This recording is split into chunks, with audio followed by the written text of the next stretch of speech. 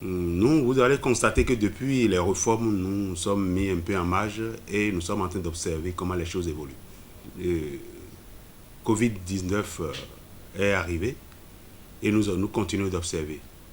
Le mardi 17, le mardi passé, le gouvernement a eu à tenir un conseil extraordinaire, spécialement sur ce mal. D'abord, nous pouvons les féliciter pour cette décision qu'ils ont prise, pour cette initiative. Mais à l'issue de ce conseil des ministres, on s'attendait à des décisions beaucoup plus sociales. Mais ce que nous avons constaté, nous avons vu quand même que ça ne répond pas aux attentes du personnel. Des décisions allant dans la population pour montrer à la population que nous travaillons. Ce que nous n'avons pas apprécié. Mais nous nous sommes abstenus de parler.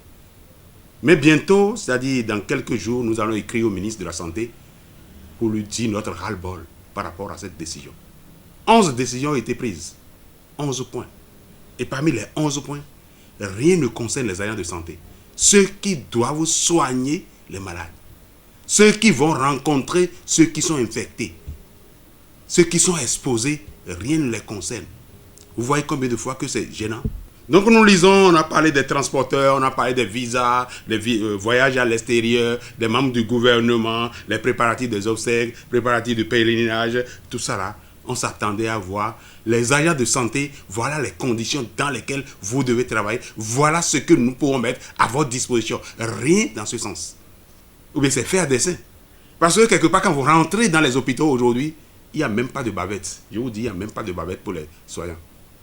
Il n'y a même pas de bavette. Bavette qu'on vend au bord de la voie, là. Il n'y a pas ça dans les hôpitaux. Allez faire vos sondages. Ou bien quelque part, quand on amène les bavettes et qu'on vient donner ça aux agents de santé, on dit, gardez bien ça, hein, et poussez ça, hein, ne déchirez pas ça. Hein. C'est-à-dire, ce qu'on doit, usage unique, on utilise, on jette, il n'y en a même pas en stock. Avant de parler de la blouse que les gens doivent porter quand il y a une épidémie. Tout le personnel soignant est exposé. Ça ne dit rien au ministre. Dès qu'on a parlé, on avait parlé du premier cas, du deuxième cas, ainsi de suite. Mais ces cas-là vont vers qui? Ça ne va pas vers le ministre de la Santé. Les cas-là ne vont pas vers le président de la République.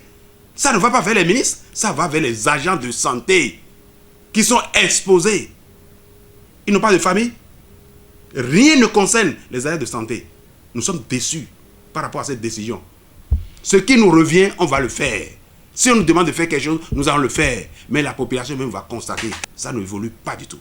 Ce n'est pas bon. Les décisions ne sont pas à la hauteur du mal qui est en train de guetter notre pays. Ceux-là qu'on doit aguerrir, c'est les agents de santé qu'on doit motiver, qu'on doit galvaniser pour qu'ils aillent rencontrer ceux qui sont malades. Je voudrais dire au chef de l'État, à travers ses actions, on lit qu'il a envie de faire beaucoup de choses pour le pays. Personne ne peut dire le contraire. Il a envie de faire beaucoup de choses pour le pays. Mais la manière dont il prend les décisions, ce n'est pas encore ça. Et les cadres qui l'entourent ne lui disent pas la vérité. On dit que ça va bien. C'est ce qui se passe dans le secteur de la santé. On dit au chef de l'État, ça va bien. Et le chef de l'État n'a pas la vraie vision de ce qui se passe dans le secteur. C'est ça que je voudrais dire au chef de l'État. Allez écouter les acteurs. Allez écouter les acteurs.